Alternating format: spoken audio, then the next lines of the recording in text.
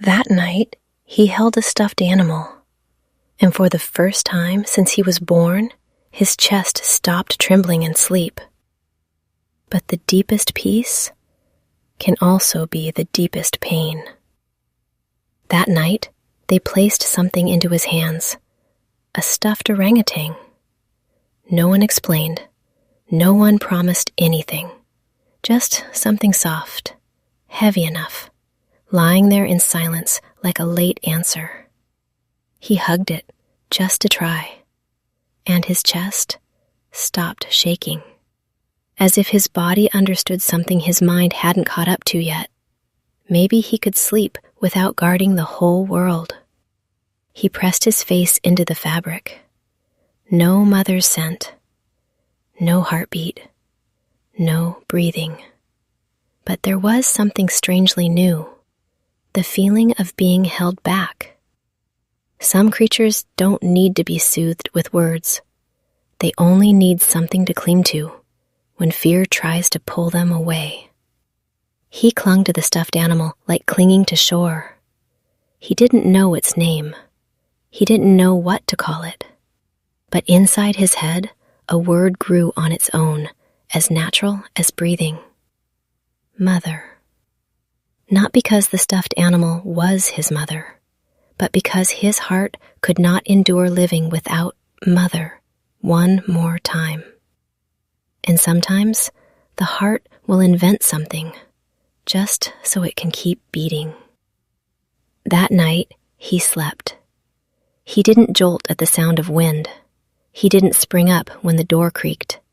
He didn't cry when the room went dark.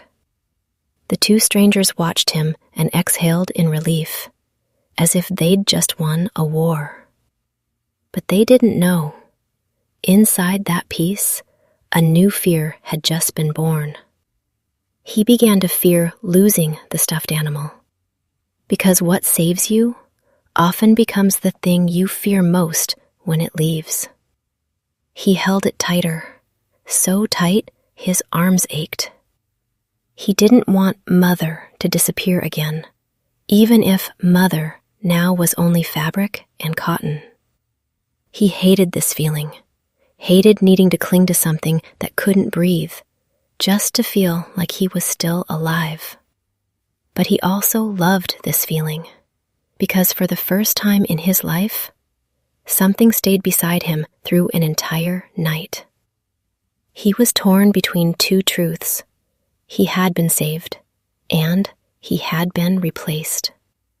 Because if a stuffed animal could fill a mother's role, then was a mother still a mother? Sometimes he opened his eyes and stared at the stuffed animal for a long time, and a cold thought slid through him. So, where is my real mother? Is she so far away now that she can only return as something fake? He didn't blame her, but the pain remained like a bone stuck in his throat. She isn't here, and I have to learn how to live with that. From that day on, he held the stuffed animal all the time. He held it to sleep, held it when he startled awake, held it when he heard a strange sound, as if the moment he let go, his life would slip out of his hands again. The two strangers watched, both tender and afraid. Tender because at last he could be calm. Afraid because they knew when a creature clings to something too tightly, it means it once fell too far. The stuffed animal didn't soothe him with words. It soothed him with silence. Silent, but not disappearing. Silent, but staying there. Silent, but letting him believe, tonight, no one will leave again. He held the stuffed animal like holding an oath. And then he became afraid of himself, afraid that one day he would forget what a real mother felt like.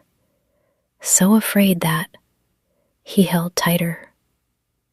That night, the two strangers lingered longer than usual. They looked at him like looking at something they would soon have to return to the world. They spoke softly to each other, short sentences, clipped sounds. He didn't understand, but his body sensed it. Another putting down was coming. He tightened his grip on the stuffed animal, not because he was brave, but because he had nothing else left to hold on to. He sensed he was about to leave this place and go somewhere unfamiliar. He couldn't picture what that faraway place would be like. He only knew one thing. He would have to learn how to live on his own, even if this world became colder still.